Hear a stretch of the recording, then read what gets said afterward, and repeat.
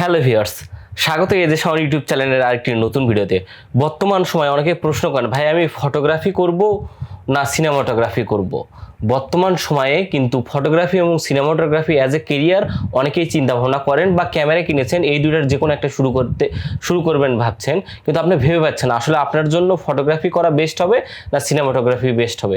এটা নিয়ে আলোচনা করব। বিশেষ করে যারা নতুন ক্যামেরা কিনেছেন, ফটোগ্রাফি বা সিনেমাটোগ্রাফি অ্যাজ এ কেরিয়ার হিসেবে নিতে চান এবং প্রফেশন হিসেবে নিতে চান, তারা অবশ্যই এই ভিডিওটি না টেনে শুরু থেকে শেষ পর্যন্ত দেখবেন, তাহলে অবশ্যই ক্লিয়ার হয়ে যাবেন আপনার জন্য ফটোগ্রাফি বেস্ট হবে না সিনেমাটোগ্রাফি বেস্ট হবে। তো প্রথমেই বলে নেই, ফটোগ্রাফির কিন্তু বিভিন্ন ধাপ আছে। ফটোগ্রাফি করতে গেলে কিন্তু অনেক কিছু জানতে হয়। ফটোগ্রাফি অনেক ধরনের হয়, যেমন wild life photography, candid photography, product photography, wedding photography. এর মধ্যে অনেকেই হয়তো বা ক্যামেরা কেনেন ওয়েডিং ফটোগ্রাফির জন্য। আর অপরদিকে সিনেমাটোগ্রাফি বা ভিডিওগ্রাফিরও কিন্তু অনেক ধাপ আছে, যেমন অ্যাড মেকিং, বিভিন্ন কন্টেন্ট তৈরি করা, ইউটিউবারদের জন্য ভিডিও তৈরি করা, এরপর হচ্ছে টিভিসি শুটস, শর্ট ফিল্ম, যেটাই হোক না কেন, এই দুইটা সেক্টরই আছে। বর্তমান সময় কিন্তু সব ক্যামেরাই বেশিরভাগ হাইব্রিড। আপনি ডিএসএলআর থাকুক বা মিররলেস থাকুক, যত কম দামি ক্যামেরা হোক, আপনি কিন্তু বর্তমান সময়ে ধরতে গেলে 2019-এর পরে যে সব ক্যামেরা লঞ্চ হয়েছে, ডিএসএলআর হোক বা বর্তমান সময়ে সনি মিররলেস হোক বা মিররলেস যে কোম্পানি হোক না কেন, ফটোগ্রাফি ভিডিওগ্রাফি দুটাই করতে পারে হাইব্রিডের মতো। আর হাইব্রিড ক্যামেরাগুলো দিয়ে কিন্তু সব করা সম্ভব। এই জন্য আপনাদেরকেও আমি একটা কথা বলি যে আপনাদের কিন্তু হাইব্রিড হতে হবে। সবার আগে একটা বলি, এই ক্যারিয়ারে কিন্তু সবচেয়ে বেশি গ্রহণযোগ্যতা পেয়েছে ওয়েডিং ফটোগ্রাফি। মানে ওয়েডিং ফটোগ্রাফি করে দ্রুত টাকা ইনকাম করা যায়। অনেকেই হয়তো ভাবেন যে ওয়েডিং ফটোগ্রাফি করে টাকা ইনকাম করা যায় কি না, এটা নিয়ে আলাদা ভিডিও চাইলে আমি কমেন্ট করবেন, অবশ্যই জানিয়ে দেবো। ওয়েডিং ফটোগ্রাফি করে আপনার যে টাকা উপার্জন করবে, এর দুইটা সেক্টর আছে, একটা হচ্ছে ভিডিওগ্রাফি বা সিনেমাটোগ্রাফি, আর একটা ফটোগ্রাফি। তো প্রথমে বলি, ফটোগ্রাফি করতে কিন্তু আপনার অনেক কয়টা ইকুইপমেন্ট লাগে। শুধু ক্যামেরা কিনলেই হবে না, ক্যামেরা কেনার সঙ্গে লেন্স, সময় প্রয়োজন। আর আপনি ফটোগ্রাফি অ্যাজ এ ক্যামেরা আজকেই ক্যামেরা কিনেই যে ভালো ওয়েডিং ফটোগ্রাফি করতে পারবেন, এটা কিন্তু নয় কথা।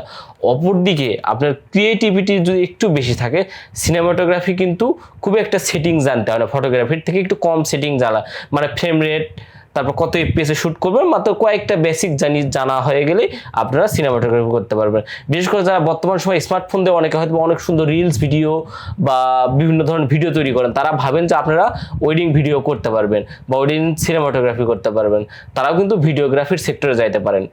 আরেকটা কথা বলি, আপনার যারা ফটোগ্রাফি করবে বা সিনেমাটোগ্রাফি ক্যামেরা কিনছেন, অনেকেই ভাবেন যে আপনি ক্রপ ক্যামেরা। আমি কথা বলি যে বিশেষ করে বর্তমান এত কম্পিটিশনের যুগ ফটোগ্রাফির ক্ষেত্রে, বিশেষ করে বর্তমানে যদি আপনি ওয়েডিং ফটোগ্রাফি করেন, মাস্ট বি আপনার একটা ফুল ফ্রেম ক্যামেরা লাগবে। আপনি কিন্তু ক্রপ বডি দিয়ে করতে পারবেন না। অপরদিকে আপনারা যদি সিনেমাটোগ্রাফি করেন, সিনেমাটোগ্রাফি করতে গেলে আপনার যে কোনো ফুল ফ্রেম না হোক বা ক্রপ বডি হোক, খুব ভালো মানের সিনেমাটোগ্রাফি আউটপুট করতে পারবেন যদি আপনার মাথায় একটু ক্রিয়েটিভিটি থাকে এবং ক্রিয়েটিভিটি আপনি লাখটা কাজে লাগাইতে পারেন। তো ক্রপ ফ্রেমে হয় কি, ক্রপ ফ্রেমে ফুল এইচডি বা 4K-তে শ্যুট করার সময় সেন্সারটা ক্রপ আকারে ইউজ হয়। আর ফুল ফ্রেম বডিতেও আপনারা যদি ভিডিও করেন, তাও কিন্তু পুরো সেন্সারটা ইউজ হয় না, জাস্ট যেটুকু প্রয়োজন, মানে অর্ধেক সেন্সার ধরতে গেলে ইউজ হয় ভিডিওগ্রাফি। কারণ কি, ভিডিওগ্রাফি দেখবেন 1920x1080 এই পিক্সেল বা 4K 3000 বা 2100 এরকম পিক্সেলের মতো রেকর্ড হয়। অপরদিকে ছবি কিন্তু 6000 বা 7000 সাইজ পর্যন্ত হয়ে থাকে। তো আমি মাস্ট বি বলবো, সিনেমাটোগ্রাফি করতে গেলে আপনারা ক্রপ বডি, ফুল ফ্রেম বডি যেটাই হোক না কেন আপনি করতে পারবেন, কিন্তু ফটোগ্রাফি করতে গেলে অ্যাজ এ ওয়েডিং ফটোগ্রাফি করতে গেলে মাস্ট বি আপনার একটা ফুল ফ্রেম ক্যামেরা লাগবে। এরপরে ফটোগ্রাফি করতে গেলে কিন্তু দীর্ঘমেয়াদী একটা পরিশ্রমের প্রয়োজন। আপনি ক্যামেরা কিনে খুব ভালো ছবিও আউটপুট করতে পারবেন না। তবে ভিডিও ক্ষেত্রে একটু একটু একটু হলেও কম এক্সপিরিয়েন্স লাগে। জাস্ট আপনি ভিডিও রেকর্ড এবং এডিটিংটা কেমন পারেন।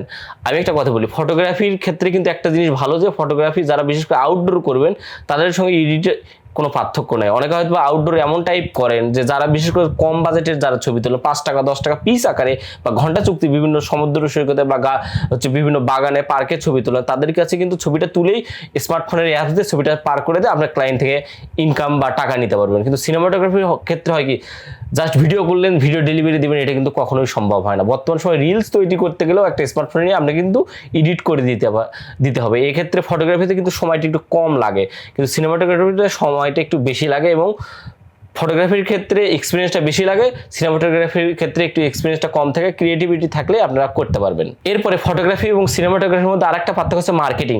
আপনি কিন্তু ছবি দিয়ে খুব একটা ভাইরাল হয় না। আমরা বিশেষ করে যেসব ওয়েডিং ফটোগ্রাফার বা বিভিন্ন অ্যাড যারা তৈরি করে তাদের দেখবে যে ছবি কিন্তু খুব বেশি ভাইরাল হয় না, অথবা লাখে 2 জন 3 জন খুব ভালো মানের ফটোগ্রাফার আছে, ক্রিয়েটিভ ফটোগ্রাফার আছে, ফ্রেমিং বোঝে, তারা ভাইরাল। আপনি কিন্তু চাইলেই ওয়াইল্ড লাইফ বা হচ্ছে ন্যাচারাল ফটোগ্রাফি বাদে বা স্ট্রিট ফটোগ্রাফি বাদে সহজে ভাইরাল হতে পারবেন না। অপরদিকে সিনেমাটোগ্রাফি বা ভিডিওগ্রাফিতে কিন্তু খুব দ্রুত ভাইরাল হওয়া যায়।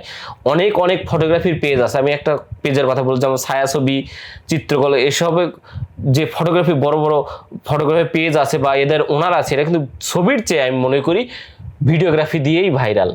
ভিডিওগ্রাফি দিয়ে খুব দ্রুত, বিশেষ করে মার্কেটিং স্ট্র্যাটেজি বা মার্কেটে যদি আপনার নাম ডাক ছড়াতে চান, আপনি ফটোগ্রাফির যে ভিডিওগ্রাফিতে দ্রুত মার্কেটে ছড়াইতে পারবেন বা ক্লায়েন্ট সংগ্রহ করতে পারবেন। আর ক্লায়েন্ট আকর্ষণের ক্ষেত্রেও কিন্তু সিনেমাটোগ্রাফিটা বেশি কাজে লাগে। আপনি পেজ ফটোগ্রাফি পেজ খুলছেন, সেখানে আপনি ফটোগ্রাফি ছবি দেন, ছবিতে কিন্তু ক্লায়েন্ট খুব ভালো মানের খুবই এক্সক্লুসিভ ছবি ছাড়া আপনি ক্লায়েন্ট সহজে আসবে না। কিন্তু সিনেমাটোগ্রাফির ক্ষেত্রে যদি আপনি প্রথম ভিডিও জীবনের ফার্স্ট কাজেই কিন্তু আপনার ফটোগ্রাফি করতে গেলে, ধরেন একটা ওয়েডিং এ গেছেন, ফার্স্ট আপনার লাইফে ফার্স্ট কাজ, এটাতে কিন্তু ফটোগ্রাফি বুঝতে বা করতে আপনার একটু ঝামেলা হবে, প্রথম কিভাবে করবেন। কিন্তু সিনেমাটোগ্রাফির ক্ষেত্রে হয়তো আপনি যেটা ভিডিও করে নিয়ে আসেন না কেন, অগোছালো ভিডিও করেন, কিন্তু এডিটের যদি মাস্টার ক্লাস এডিট করতে পারেন, তাহলে কিন্তু খুব দ্রুত ভিডিওটা সবার কাছে পছন্দ, এমন হতে পারে সবার কাছে পছন্দ হবে এমন সুন্দর এডিট করলেন। এডিটের উপর সিনেমাটোর ক্ষেত্রে হচ্ছে আপনি ফ্রেম ক্যাপচার বা ভিডিও ক্যাপচারের চেয়ে এডিটিংটা খুবই গুরুত্বপূর্ণ, প্রায় 70% কাজ করে।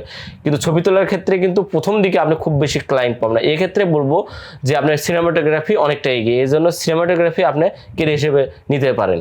এরপরে বলবো ফ্রিল্যান্সিং। অনেকে হয়তো বা ফ্রিল্যান্সিং করেন যে আপনি নিজের ব্যানারে কাজ করবেন না, বিভিন্ন বড় বড় প্রোডাকশন হাউসে বা বিভিন্ন ফটোগ্রাফির পেজে বা বিভিন্ন বড় ভাইদের সঙ্গে কাজ করবেন।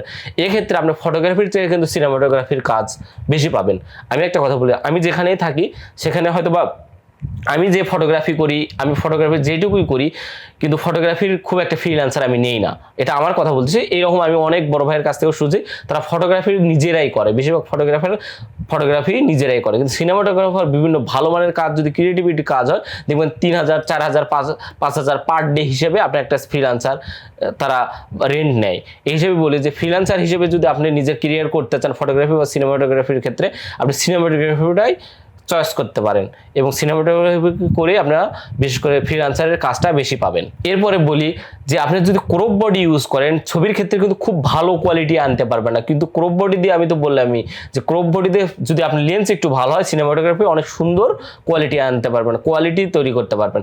আর একটা কথা বলি, বর্তমান সময়ে বাংলাদেশে ফটোগ্রাফি কিন্তু wedding photography, product photography, modelling photography খুব বেশি চলে। ওয়াইল্ড লাইফ ফটোগ্রাফির ক্ষেত্রে কিন্তু খুব একটা বেশি সবাই অ্যাডভান্টেজ পাচ্ছে না, এবং ওয়াইল্ড লাইফ যারা ওয়াইল্ড লাইফ ফটোগ্রাফি করে খুব এক্সপেন্সিভ ক্যামেরা ইউজ করতে হয়। এক্ষেত্রে ফটোগ্রাফির ক্ষেত্রে কিন্তু এই 3টা সেক্টর আছে।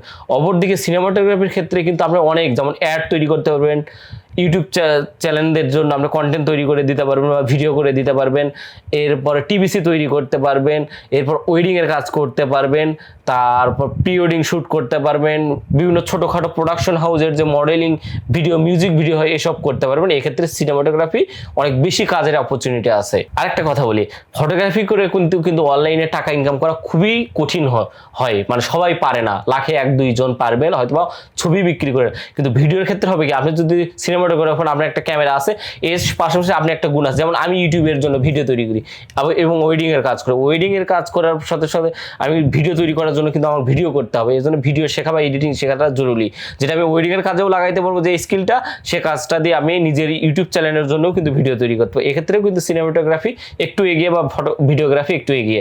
এক্ষেত্রে আপনি ভিডিও করা যদি জানেন, এডিট করা জানেন, তো নিজের একটা ইউটিউব চ্যানেল করেও কিন্তু সহজেই আপনার ফেসবুক কন্টেন্ট তৈরি করে বা ইউটিউবের কন্টেন্ট তৈরি করে সহজে টাকা ইনকাম করতে পারবেন। তো ভিউয়ার্স, বুঝতেই পারলেন ফটোগ্রাফির পাশাপাশি সিনেমাটোগ্রাফিতে কিন্তু অপরচুনিটিটা অনেক বেশি।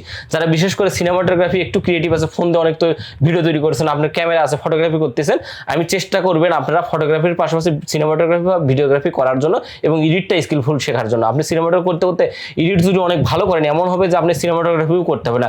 জাস্ট হচ্ছে এমনও আমার দেখা আছে, এমন ছোট ভাই আছে যে ওয়েডিং ভিডিও বা বিভিন্ন টিভিসির ভিডিও, শর্ট ফিল্মের ভিডিও এডিট করে অনেক টাকা রেমুনেশন নেয় বা অনেক টাকা উপার্জন করে। টাকার ক্ষেত্রে গেলে যদি চিন্তা করেন, সবচেয়ে ফার্স্ট চয়েস হবে সিনেমাটোগ্রাফি। ক্রিয়েটিভিটি যদি আপনার মধ্যে থাকে, অবশ্যই সিনেমাটোগ্রাফির দিকে আপনারা যেতে পারেন। আরেকটা কথা বলি, বর্তমান সময়ে কিন্তু সব ক্যামেরায় প্রায় হাইব্রিড, সিনেমাটোগ্রাফি করতে পারবেন, ফটোগ্রাফি করতে পারবেন।